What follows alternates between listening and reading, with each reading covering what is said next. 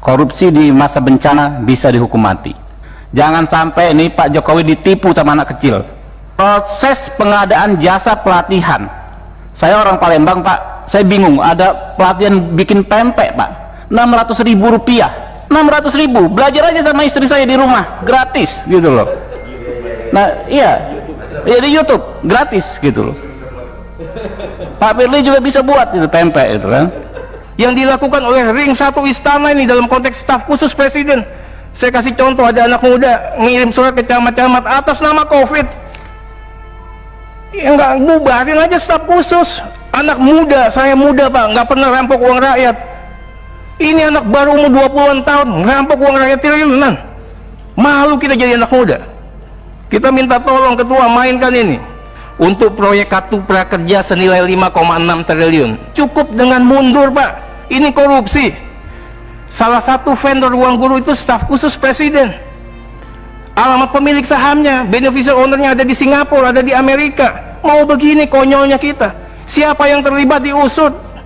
Korupsi di masa bencana bisa dihukum mati. Soal kartu prakerja tadi kurang detail ya. Sebenarnya ide Pak Jokowi sangat baik, dan saya tahu itu kalau dilaksanakan dengan baik akan sangat bagus, tapi pelaksanaannya sangat mengkhawatirkan. Jangan sampai ini Pak Jokowi ditipu sama anak kecil. Ada dua aspek yang harus Bapak awasi ya dalam konteks tipikor ini. Yang pertama, proses pengadaan jasa pelatihan. Saya orang Palembang Pak, saya bingung, ada pelatihan bikin pempek Pak, 600.000 rupiah.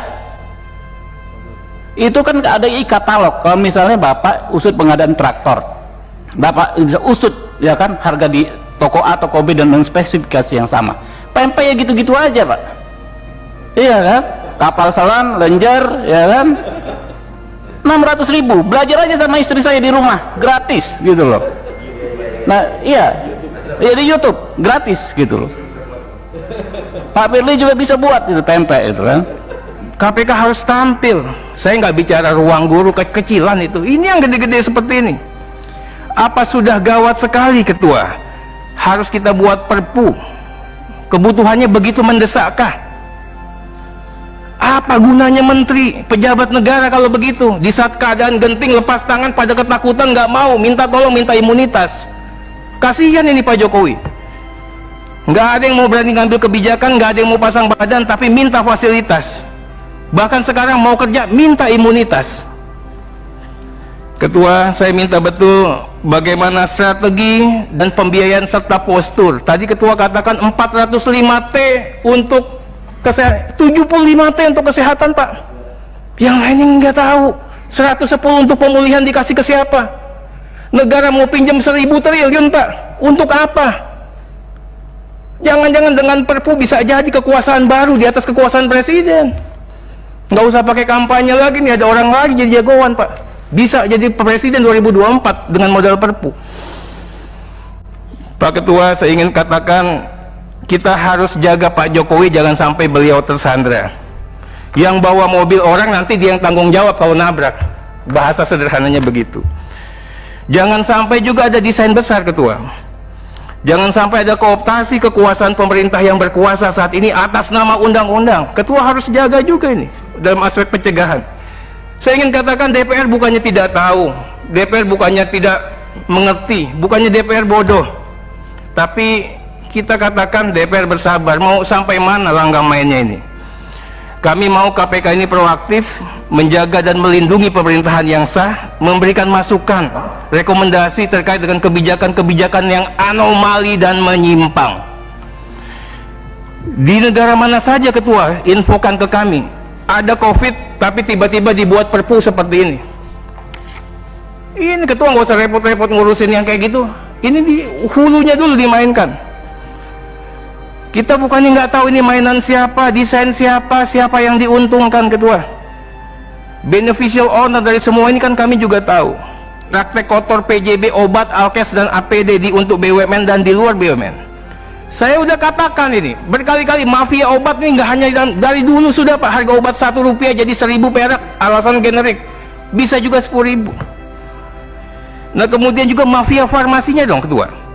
90% saat ini obat berasal dari luar negeri bahan bakunya. Kok bodoh sekali kita, Ketua? Ini desain besar perusahaan farmasi, Pak. Ini yang harus diangkat. Bagaimana juga Alkes masih import sebagian besar, padahal kita bisa, Pindad juga bisa. KPK harus bisa mengingatkan negara dalam konteks pencegahan. Kita harus berdaulat. Bagaimana BUMN harus menjadi frontier, tapi BUMN-nya benar. Jangan sampai kita terjebak sama short term policy yang ujung-ujungnya duit, ujung-ujungnya proyek, sehingga memakmurkan para trader dan menjaga kekuasaan para mafia. Berikut, Ketua, ini saya pikir mewakili teman-teman, Ketua, mengenai SE Bansos, SE 11 2020. Oke, apresiasi terkait dengan DTKS. Fair value-nya dilakukan Kemensos basis data Dukcapil. Tapi, Ketua, yang ingin disampaikan, saat ini kayak di Jakarta, itu kalau basisnya Dukcapil, itu hanya warga Jakarta. Orang Jakarta ini 70% orang luar yang tidak ber-KTP, dan sekarang potensi rentan miskin. Kita mau bagi, gimana bawa baginya? Jumlahnya berapa? Ini yang saya katakan, dan berkali-kali polisi sudah melakukan upaya kemarin menyisir, itu lebih bagus.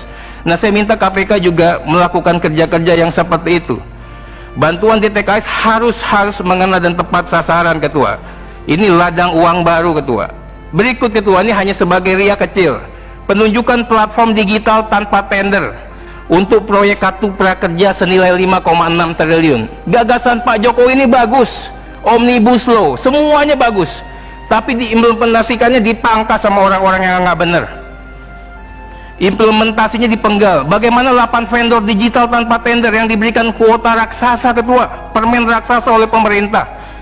Bagaimana bisa terjadi? Bagaimana strategi pengawasannya? Dan tidak cukup dengan mundur, Pak.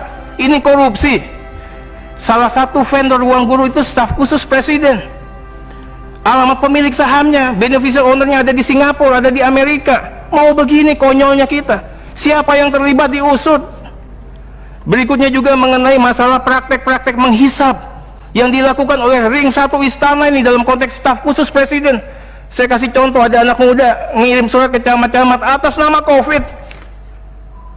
Ya nggak, bubarin aja staf khusus. Anak muda, saya muda, Pak, nggak pernah rampok uang rakyat. Ini anak baru umur 20-an tahun, ngerampok uang rakyat triliunan. Malu kita jadi anak muda. Kita minta tolong, Ketua, mainkan ini. Kemudian penerbitan surat B1939, sumbangan bencana. Ini prinsipnya good governance, terbuka dan transparan, tapi harus diadministrasikan dengan baik. Saya ingin katakan bagaimana, Ketua sudah mengatakan harus diumumkan pakai website resmi, keluar masuk per hari diumumkan. Tapi yang jalan berapa, Ketua? Tindak tegas, kalau dia ngelanggar nggak boleh terima donasi lagi. Ini kan gratifikasi, Pak. Cukup. Terakhir, Ketua, mengenai Pak Novel, kita pikir mudah-mudahan tetap diperhatikan Pak Novel Baswedan, bagaimana kesehatannya beliau. Walau bagaimanapun beliau adalah patriot penegakan hukum tindak pidana korupsi. Mungkin itu saja, masih banyak, tapi cukupkan, Ketua. Terima kasih, Ketua. Jadi itu gimana menentukan harganya? Itu ada bikin kopi kalau nggak salah berapa pelatihan sekian ratus rupiah, itu dikejar, Pak. Gitu. Ini kita gregetan, Pak. Kita pengen Pak Jokowi sukses, berhasil dengan program kartu prakerja. Jangan ada yang berani-berani mengambil kesempatan. Yang kedua, soal penunjukan mitra tadi sudah diborong oleh Pak Terry. Nah, berikutnya Pak Firly dan kawan-kawan, saya juga mempersoalkan daerah-daerah yang ingin melaksanakan pilkada. Tadi Bapak udah sebut, kayak Jember itu tertinggi. Padahal Surabaya saja yang ibu kota provinsinya dan mungkin lebih merah zonanya hanya puluhan. Kejar, Pak, cari, Pak. Itu orang nyemprot-nyemprot di jalan, Pak Firly. Saya juga bingung. Jangan-jangan itu cuma karbol satu botol, isinya lainnya air semua, disemprot gitu kan. Kejar, Pak. Ya. Lalu, Pak, ini saya sedikit cerita. Kemarin kita ada Satgas Covid DPR pakai duit pribadi. Karena teman kita Pak Dasko sembuh karena obat herbal tertentu, kita beli, kita bagikan gratis. Tapi reaksinya luar biasa. Saya pikir ini normal, tetapi ketika saya analisa, saya khawatir nih ada orang-orang yang takut kehilangan lapak. Jadi tidak semua orang memandang kasus COVID ini dari sentimen kemanusiaan saja. Banyak yang memandang ini sebagai bisnis, ajang mengambil keuntungan, dan takutnya bersifat koruptif karena di suasana yang pandemik begini. Nah, disitulah kita berharap pada KPK. Saat ini Pak, sebetulnya institusi yang paling bisa punya peranan besar ya, menjaga negara ini dari korupsi dari pandemi ini hanya KPK. Disampaikan Pak Terry tadi betul ya, KPK nggak ada anggaran dan lain sebagainya dapat dari COVID ini dan lain sebagainya, nggak ada vested of interest.